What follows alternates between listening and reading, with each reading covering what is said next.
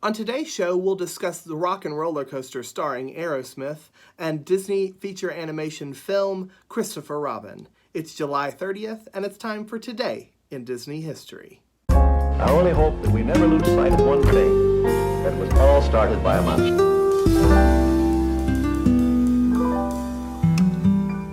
Today in Disney history, in 1999, Walt Disney World's Rockin' Roller Coaster starring Aerosmith officially opens to all guests. The grand premiere was on the 29th as part of the largest property-wide expansion in Disney World history. The indoor steel roller coaster features a high-speed launch of 0 to 60 miles per hour in 2.8 seconds, 3 inversions, rock concert lighting, and a specially created Aerosmith soundtrack blasting from 120 onboard speakers in each coaster train. All firsts for a Disney World attraction.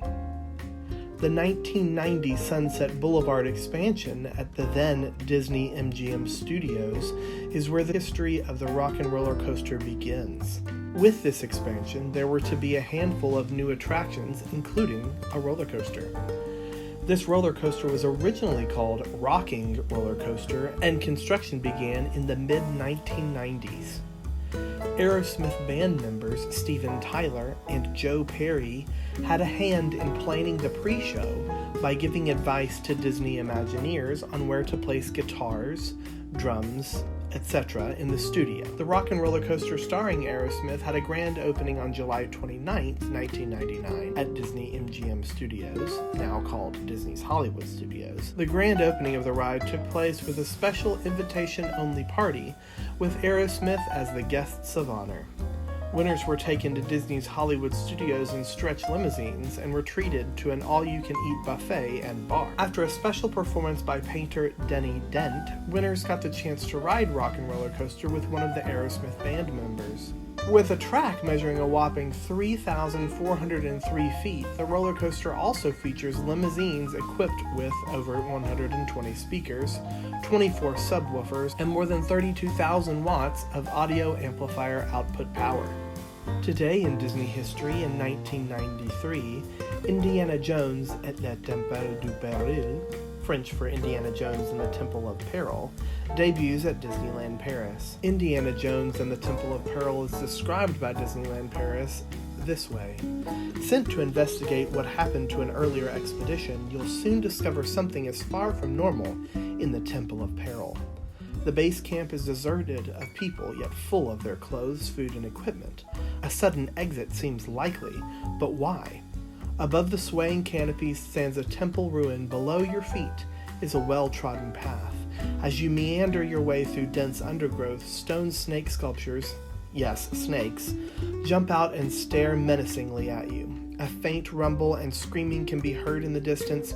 After clambering to the Temple of Peril entrance, you board a rallied vehicle, hoping it will lead you to the missing expedition party.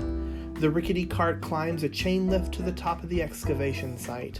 You look for signs of life, but before you can catch your breath, a mysterious force sends the cart into an out-of-control spiral of twists and turns through the darkest corners of this cursed ruin.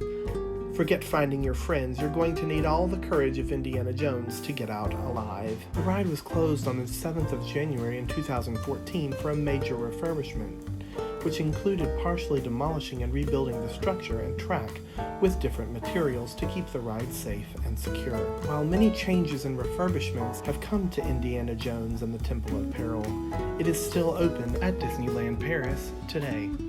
Today in Disney history, in 2018, Disney's newest feature film, Christopher Robin, has its premiere in Burbank, California. The Disney Studios lot became the 100-acre woods on this Monday night as stars gathered for the world premiere of the live-action comedy drama. Starring Ewan McGregor as the titular character alongside Haley Atwell, as well as the voices of Jim Cummings and Brad Garrett, Christopher Robin will be generally released August 3rd.